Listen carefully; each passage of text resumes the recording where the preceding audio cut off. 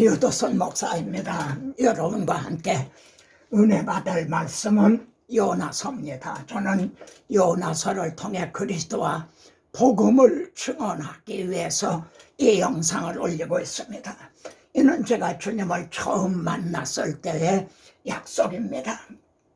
자, 그러면은 요나서를 통해서 말씀하시려는 중심 주제가 뭘까요? 요나서 하면은 유년주일학교 아이들도 다 들으러 합니다. 근데 진정 요나서를 통해서 말씀하시려는 걸 알고 있는가? 우리 주님은요, 심판대 니느웨 사람들이 일어나 이 세대를 정죄하리라 그럽니다. 왜냐하면은 그건 이제 니느웨 사람들의 요나의 전도를 듣고 회개하였습니다. 회개하였다. 여러분, 요나서의 중심 주제는 선교보다는요, 회개에 있습니다. 요나서의 중심 주제가 선교가 아니라 회개라는 말입니다. 자, 보십시오. 요나보다 더 큰 이가 지금 여기 있느니라. 나온 여기 지금 여기 있다. 지금 이 시간에도요, 그리스도는 동일하십니다. 지금 이 자리에 이 말씀과 함께 역사하십니다. 요나서의 증언을 듣는 모든 심령들이, 이 복음을 듣는 모든 심령들이 회개하기를 원하시는 겁니다.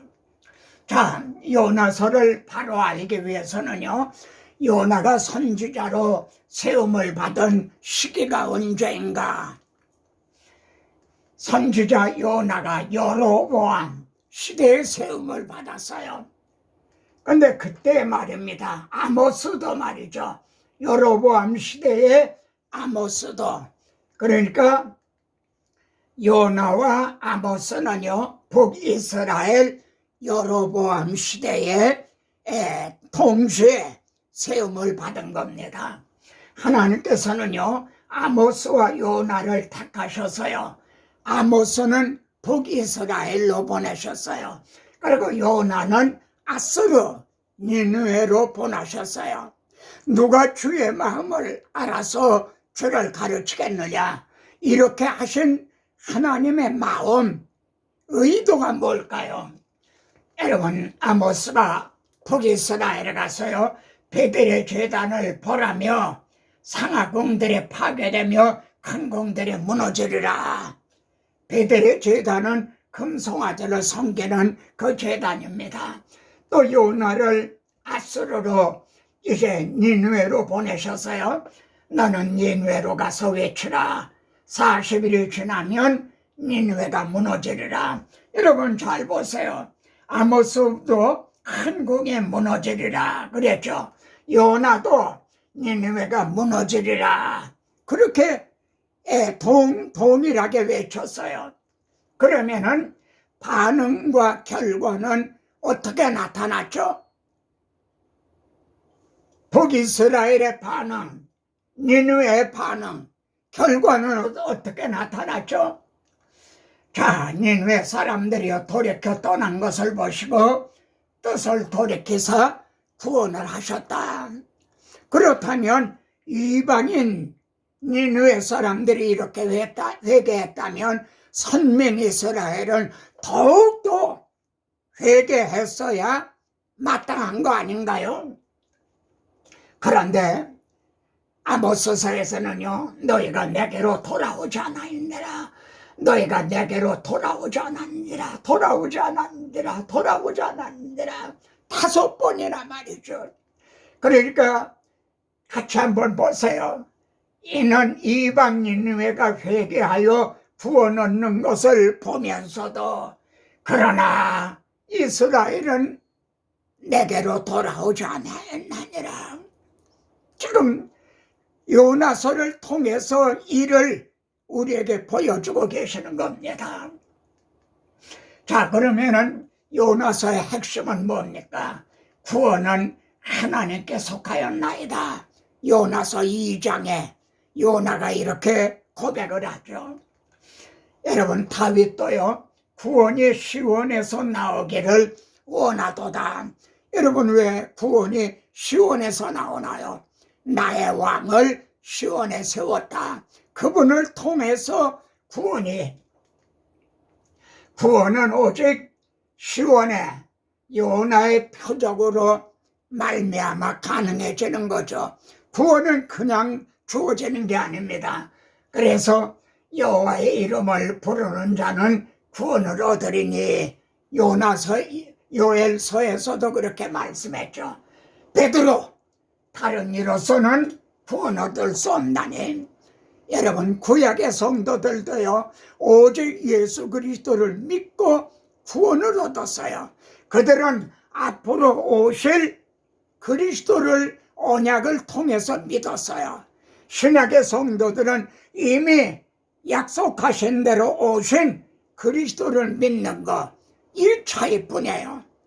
구약의 성도들은 앞으로 오실 그리스도를 믿었고, 우리는 이미 오신 그리스도를 믿는 천하 사람 중에 구원 얻을 만한 다른 이름을 우리에게 주신 일이 없습니다. 구약의 성도들도 다른 분을 통해서 구원 얻은 게 아니라는 말씀입니다. 자, 요나서에 미스터리가 있어요. 왕과 백성과 모두가 다 회개했죠. 아니, 어떻게 이런 일이 일어난단 말인가? 불가사의한 회개가 일어났죠. 보다오, 이게 어떻게 해서 이런 일이 일어났는가? 요나가 니느웨 사람들에게 표적이 된 것 같이 주님은 이렇게 대답을 하십니다. 무슨 뜻입니까? 요나가 니느웨 사람들의 표적이 됐다. 요나가 니느웨 가서요, 40일 후면은 이 니느웨가 무너지리라 했을 때 처음에는 농담하는, 악담하는 사람으로 이제 여겼겠죠. 그래 자꾸 외치니까 막 돌을 들어 치는 사람도 있었겠죠. 그러다가 저 사람이 누군 줄 아느냐? 요나가 아닌가? 저 사람이 어떻게 여기 와 있는가? 여러분, 이 사람이 누군 줄 압니까? 하나님의 선지자입니다. 하나님의 요나에 니느웨 가서 외치라고 그랬는데 다시스로 도망가던 사람입니다.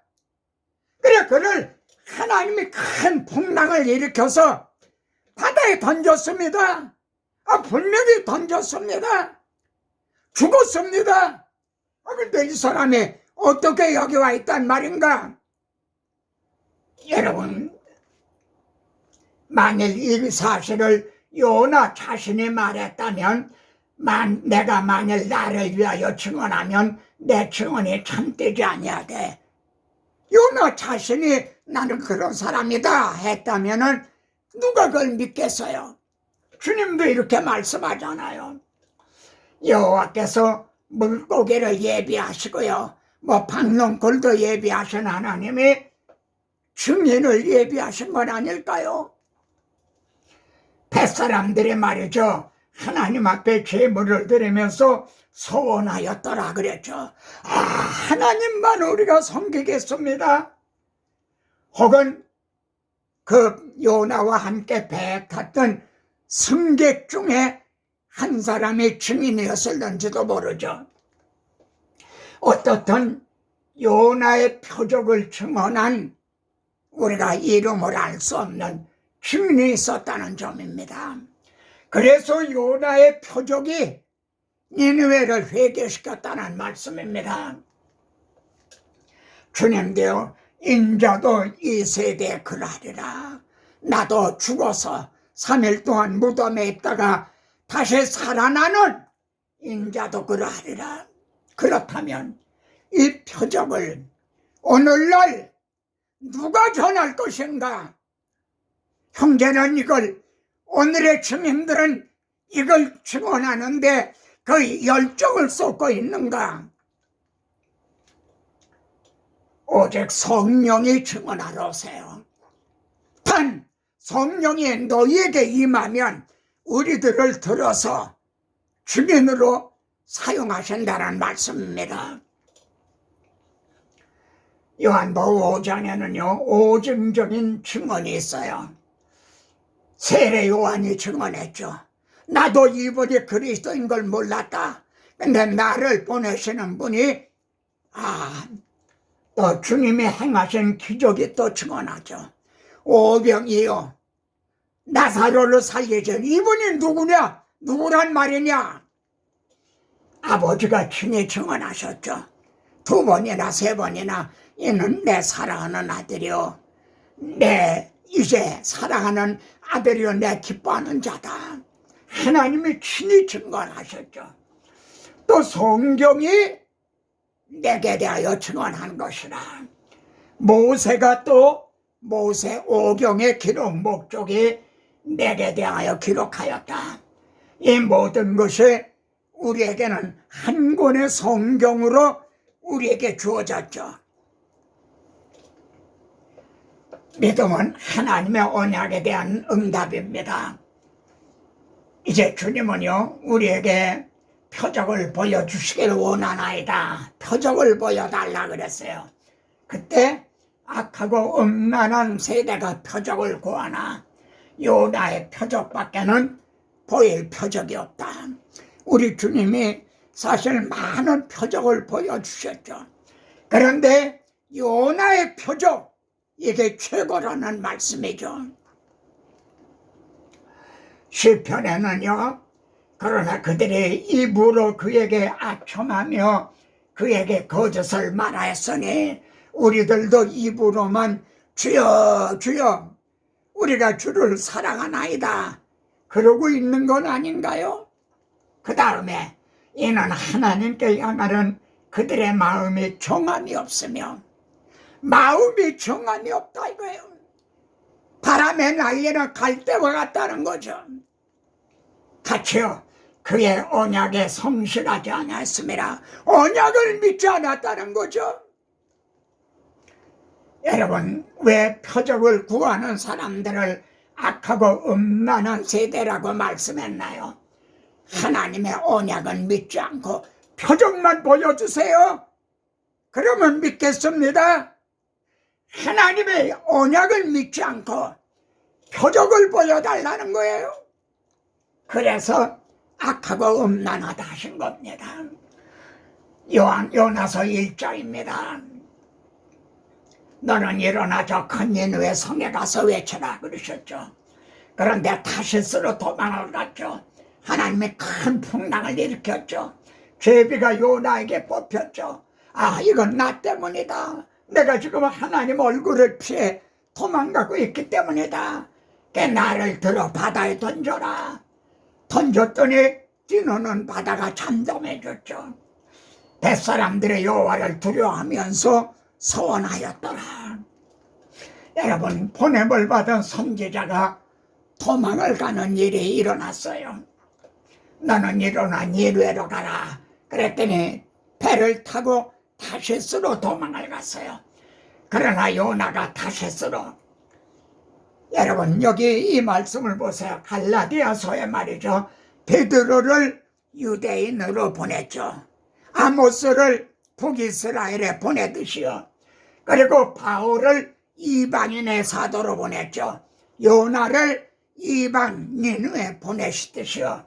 그런데 이방인들은 회개를 했죠. 바울의 전한 복음을 통해서요.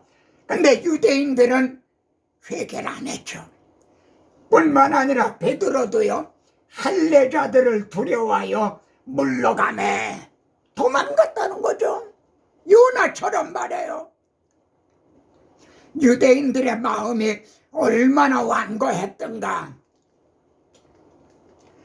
자, 여호와께서 큰 바람을 내리시면 배가 거의 깨지게 되니까 요나는 깊이 잠이 들고 제비 뽑아 요나에게 뽑혔는데 내가 어디서 왔느냐? 너는 네 나라가 어디냐? 너는 어느 민족에 속하였느냐? 여러분 이 말씀은요 나의 정체, 내 정체가 뭐냐?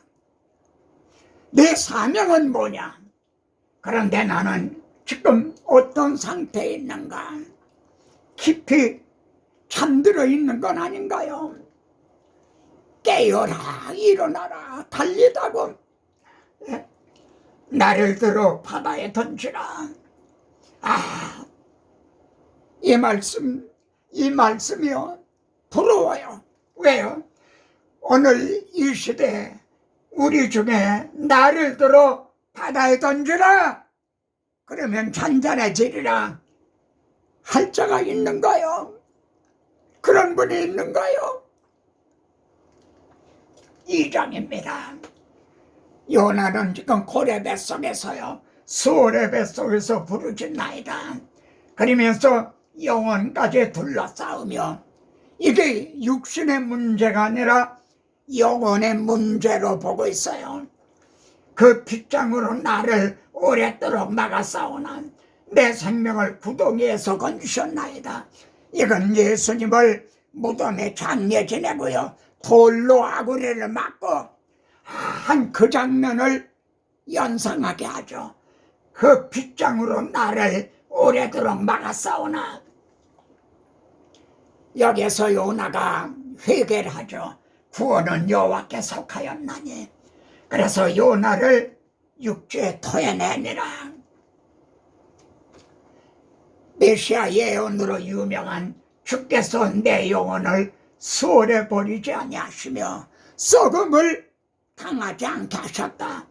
주께서 내 영혼을 수월에 버리지 아니하셨다. 수월의 뱃속에 거기에 버려두시지 않았다. 3장에서요 두 번째로 요나에게 임하느라 내가 내게 명한 대로 그들에게 선포하라. 일어나 니네로 가니라. 이 일어나는 육적인 그냥 앉았다가 일어나라는 그런 말이 아닙니다. 영적으로요. 예? 일어나라 찌라이, 일어나라는 거죠. 그리고 가서 40일이 지나면 니느웨가 무너지리라 외쳤죠. 니느웨 사람들이 회개하고 왕이 회개하고요, 그러면서 힘써 부르짖어라. 하나님의 죄악을 돌이키지 않겠느냐.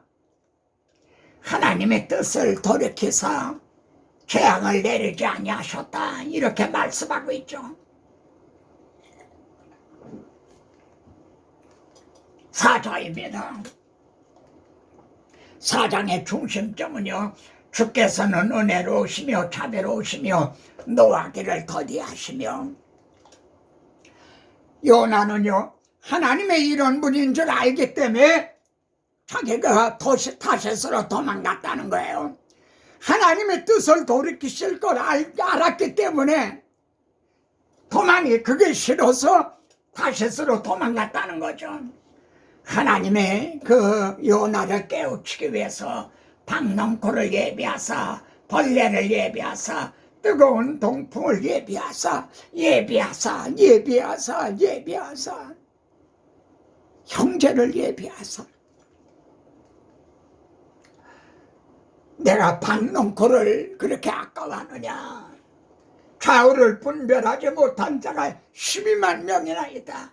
내가 어찌 아끼지 않겠느냐. 자, 여기서 참 증인으로 세움받은 우리들이요 정말 명심할 점이 있어요.